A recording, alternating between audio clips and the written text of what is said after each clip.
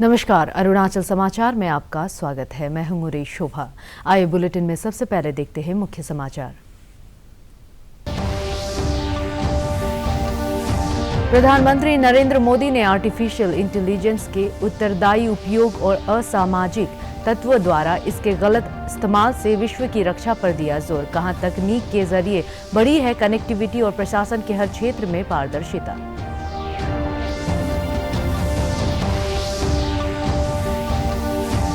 सांसद तापिर गांव ने कहा, प्रधानमंत्री नरेंद्र मोदी के नेतृत्व में एनडीए की सरकार में अरुणाचल प्रदेश में सड़कों का हो रहा है त्वरित विकास। श्री गांव ने चीन के विरोध के चलते राज्य की विकास परियोजनाओं को अंतर्राष्ट्रीय सहयोग न मिल पाने की भरपाई के लिए केंद्र से प्रावधान का किया आग्रह। मुख्यमंत्री पेमा खांडू ने किसानों के लाभ के लिए केंद्र प्रायोजित सभी योजनाओं को प्रभावी तरीके से लागू करने पर दिया जोर। नोरक्रॉम के अंतर्गत तिराप और लोंगडिंग जिले के किसानों के उत्पादों की विपणन में सहायता के लिए प्रदान किए गए 12 वाहन।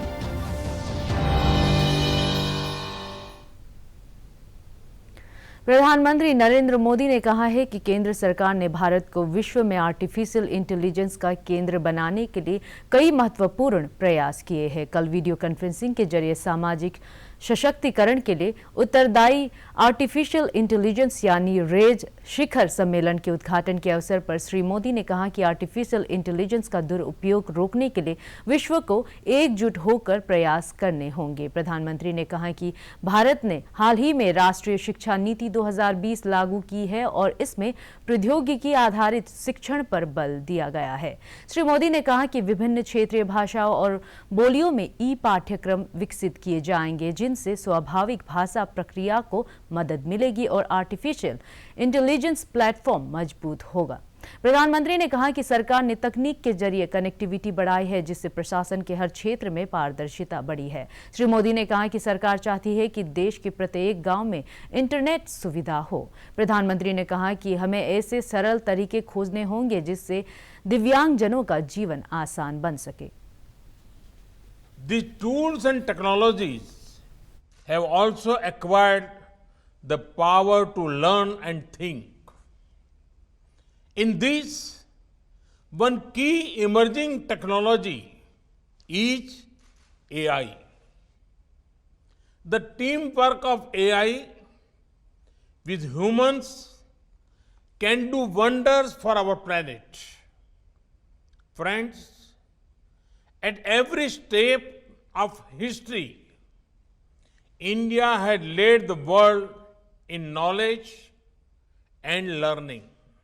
We are home to the world's largest unique identity system, Aadhaar. We also have the world's most innovative digital payment system, UPI. This has enabled providing access to digital services, including financial services like direct cash transfer to the poor and marginalized. India is rapidly expanding its optical fiber network. The aim is to provide every village with high-speed internet connectivity. It remains our collective responsibility to ensure trust in how AI is used. Algorithm transparency is key to establishing this trust. Equally important is accountability.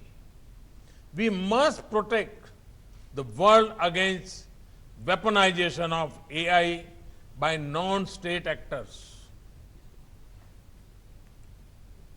केंद्र सरकार ने इस वर्ष क्षतिपूर्ति उपकर के रूप में संग्रहित राशि में से लगभग 20,000 करोड़ रुपए राज्य को वितरित कर दिए हैं। केंद्रीय वित्त मंत्री निर्मला सीतारमण ने कल जीएसटी परिषद की 42वीं बैठक के बाद इसकी घोषणा की थी। उन्होंने संवाददाताओं को बताया कि अगले सप्ताह तक केंद्र उन राज्यों को वर्ष 2017-18 के एकीकृत जीएसटी के लिए 25,000 करोड़ रुपए भी देगी जिन्हें विसंगतियों के कारण कम राशि मिली है। जीएसटी परिषद ने क्षतिपूर्ति उपकर लगाने की अवधि 5 वर्ष यानी जून 2022 से तब तक आगे बढ़ाने की सिफारिश की है जब तक राजस्व घाटे की भरपाई न हो जाए। जीएसटी की बैठक में अरुणाचल प्रदेश के वित्त मंत्री चाउना मैन ने जीएसटी संग्रह में कमी का राज्य को भरपाई के बारे में अपना विचार रखा। गौरतलब है कि अरुणाचल प्रदेश का जीएसटी कलेक्शन सुरक्षित राजस्व से ऊपर होने के चलते राज्य जीएसटी क्षतिपूर्ति के योग्य नहीं है। Given the option, which was also discussed today, we'll continue the discussion and see what has to be done. Nobody is going to be denied the compensation which has arisen out of implementation of GST and also the compensation which arises out of the COVID impact. Borrowing has to be done.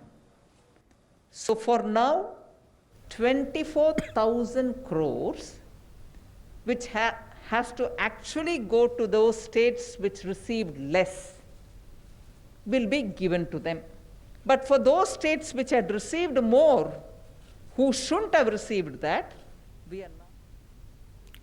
सांसद तापिर गांव ने कहा है कि प्रधानमंत्री नरेंद्र मोदी के नेतृत्व में एनडीए की सरकार में अरुणाचल प्रदेश में सड़कों के त्वरित विकास के लिए प्रभावी कदम उठाए गए हैं। उन्होंने कहा कि किसी भी राज्य या क्षेत्र का विकास सड़क संपर्क पर निर्भर करता है और इसे ध्यान में रखते हुए पिछले 6 वर्षों में राज्य में कई सड़क परियोजनाएं पूरी कर ली गई है और बहुत सी परियोजनाओं पर कार्य प्रगति पर है। श्री गांव ने कहा कि चीन के विरोध के चलते अरुणाचल प्रदेश को अंतर्राष्ट्रीय वित्तीय संस्थाओं से विकास के लिए सहायता नहीं मिल पाती है, जिससे राज्य की प्रगति प्रभावित हुई है। उन्होंने केंद्र सरकार से इसका समाधान करते हुए राज्य की विकास परियोजनाओं के लिए अतिरिक्त वित्तीय प्रावधान किए जाने का अनुरोध किया है।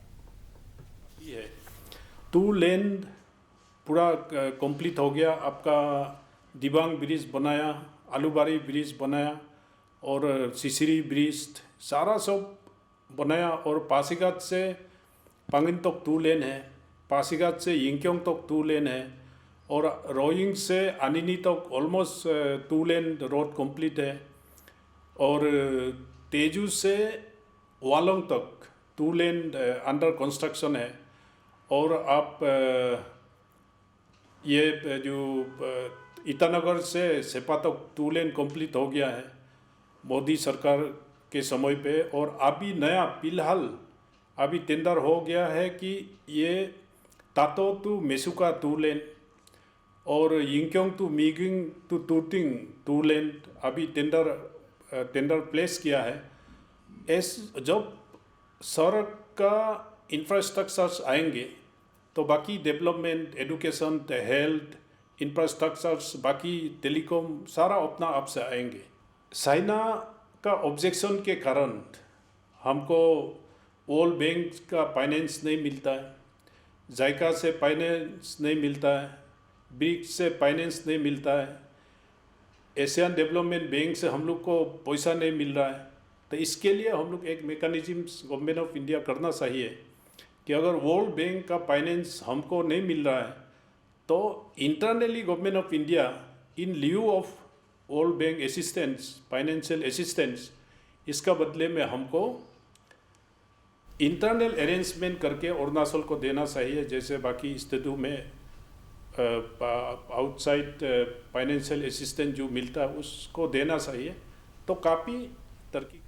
मुख्यमंत्री पेमा खांडू ने किसानों के लाभ के लिए केंद्र प्रायोजित सभी योजनाओं को प्रभावी तरीके से लागू करने पर जोर दिया है। राज्य सचिवालय ईटानगर में कृषि, बागवानी, पशुपालन और मत्स्य विभाग के मंत्री तागे ताकी और आला अधिकारियों के साथ बैठक में मुख्यमंत्री ने कहा कि इस क्षेत्र की योजनाओं के लिए जरूरी धनराशि उपलब्ध कराई जाएगी।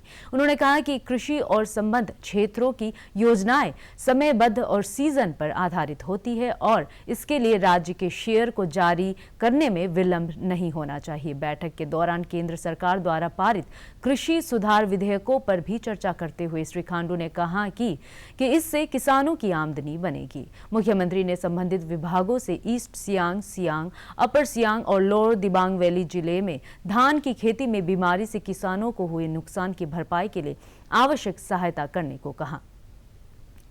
North East region communist resource management projects नैरक्रॉम के अंतर्गत तिराप और लोंगडिंग जिले के किसानों के उत्पादों के विपणन में सहायता के लिए 12 वाहन आज प्रदान किए गए।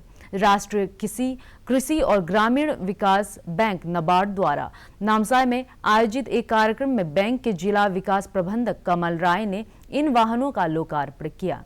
इससे तिराप और लोंगडिंग जिलों के लाजू, चिंकोई, लाहो, अपर कोलम, नाइतोंग, न्यू लाइवांग, कामहुआ, नोंगनू, लोंगखाओ, पुमाऊ, कोनू, जगन और निस्सा गांव के करीब 2178 परिवारों को लाभ होगा। इसका लाभ नेचुरल रिसोर्सेज मैनेजमेंट ग्रुप और सेल्फ हेल्प ग्रुप के माध्यम से मिलेगा। कृषि उत्पादों, पशुओं के लिए चारा की ढुलाई के अलावा दूर दराज के इलाकों के लोगों के लिए आपात मेडिकल सहायता के लिए इन वाहनों का उपयोग होगा।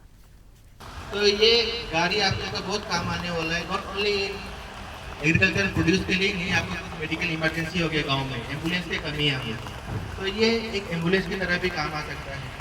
लेकिन कुछ लीगल एंगल में आप लोग को कहना चाहूँगा, हम लोग का अरुणाचल में आदमी लोग का इंश्योरेंस का अवेयरनेस नहीं है, ठीक है। तो आप लोग को ख्याल रखना है, जितने भी गाड़ियाँ हैं सबका रिन्यूअल जो इंश्योरेंस है आप लोग को टाइमली रिन्यू करना है, क्योंकि इसमें बहुत सारे लीगल एंगल्स हैं। हम लोग का अरुणाचल में इतने स्ट्रिक्ट नहीं है, लेकिन आसाम में देखा होगा हम लोग आदमी को फाइन दे देते हैं, क्योंकि हम लोग का अरुणाचल गाड़ी में मैक्सिमम में इंश्योरेंस नहीं होता। तो आप लोग को एक फंड क्रिएट करना है नाम जिसको, वो फंड डेडिकेट होगा ये व्हीकल के मेंटेनेंस के लिए। The main objective behind this distribution is कि बहुत सारे ऐसे इलाके हैं तिराप एंड लोंगडिंग में जहाँ पे अभी तक गाड़ी का जो है आना जाने का सुविधा नहीं है। इसी कारण से क्या है कि वहाँ पे जितने भी जो है सब्जियाँ जो उत्पादन होती है, या गांव में जितने बाम्बू कलेक्शन हो, या फिर गांव से बिल्डिंग मटेरियल्स टाउनशिप से गांव में कंस्ट्रक्शन के लिए ले जाना हो, और ऐसी भी जगह है जहां पे पैसेंजर सर्विसेज अवेलेबल नहीं है, तो ऐसे इलाकों को हमने प्रोजेक्ट के तहत सेलेक्ट किया है। इससे क्या है कि हमारे जितने भी सेल्फ हेल्प ग्रुप महिलाएँ हैं जो जितने भी सब्जियां उगाते हैं, वो जो है लोंगडिंग मार्केट या खोंसा मार्केट में हर सप्ताह लेकर आएंगे और अपने प्रोड्यूस को सेल करेंगे और उनका जो है इनकम जनरेशन होगा। देश में कोविड से स्वस्थ होने की दर लगातार बढ़ रही है और वर्तमान में ये 84.70% हो गई है। अब तक 56,62,000 रोगी ठीक हुए हैं। पिछले 24 घंटे के दौरान करीब 76,000 लोगों को अस्पताल से छुट्टी दे दी गई है। देश में मृत्यु दर 1.55% हो गई है, जो कि विश्व में वर्तमान औसत से आधी है। पिछले 24 घंटों के दौरान 61,267 नए मामलों की पुष्टि हुई। वर्तमान में देश में 9,19,023 सक्रिय मामले हैं। पिछले 24 घंटों के दौरान 884 लोगों की इस वायरस से मृत्यु होने के साथ ही कुल मृतकों की संख्या 1,03,569 हो गई। केंद्रीय स्वास्थ्य मंत्री डॉक्टर हर्षवर्धन ने वीडियो कॉन्फ्रेंसिंग के जरिए आयुष मानक उपचार प्रक्रिया जारी की है। इसमें कोविड-19 महामारी से बचाव के एहतियाती उपायों के लिए स्व देखभाल से जुड़े विस्तृत दिशा निर्देश है। आयुष मंत्रालय ने भारतीय आयुर्विज्ञान अनुसंधान परिषद तथा वैज्ञानिक और औद्योगिक अनुसंधान परिषद के साथ मिलकर इन दिशा निर्देशों का उन्नयन किया है। नैदानिक अध्ययनों से यह पुष्टि हुई है कि अश्वगंधा, लौंग और गिलोय जैसी औषधियां सूजन कम करेंगी, एंटीवायरल रोग प्रतिरोधक क्षमता बढ़ाने में कारगर है, जिससे कोविड-19 से बचाव में मदद मिलती है। राज्य में सोमवार को कोविड संक्रमण से एक और मरीज की मृत्यु हो जाने के बाद मरने वालों की संख्या 19 हो गई है। राज्य स्वास्थ्य सेवा निदेशालय के अनुसार अपर सियांग के युंगक्योंग के रहने वाले 55 वर्षीय कोविड मरीज कई और बीमारियों से ग्रस्त थे।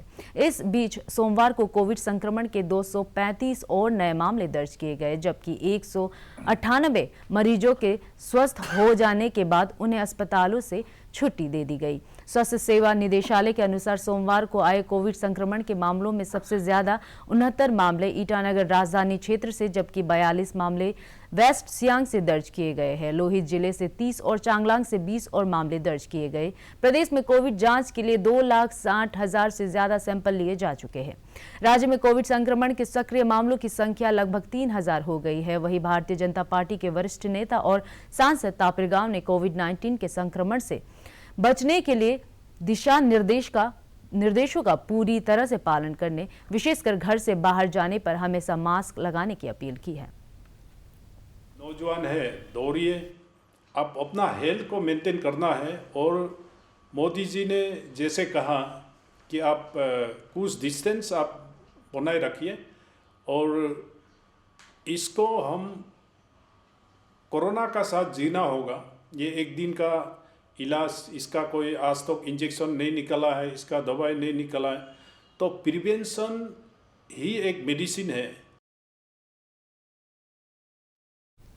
केंद्रीय शिक्षा मंत्रालय ने देश में स्कूल फिर से खोलने के बारे में मानक संचालन प्रक्रिया जारी की है। 15 अक्टूबर के बाद धीरे धीरे फिर से स्कूल खोलने संबंधी दिशा निर्देशों को 2 भागों में विभाजित की है, जिनमें स्वास्थ्य मंत्रालय के दिशा निर्देशों के अनुसार स्वास्थ्य और सुरक्षा के पहलू शामिल किए गए हैं। पेश है एक रिपोर्ट। दिशा निर्देश तैयार किए हैं।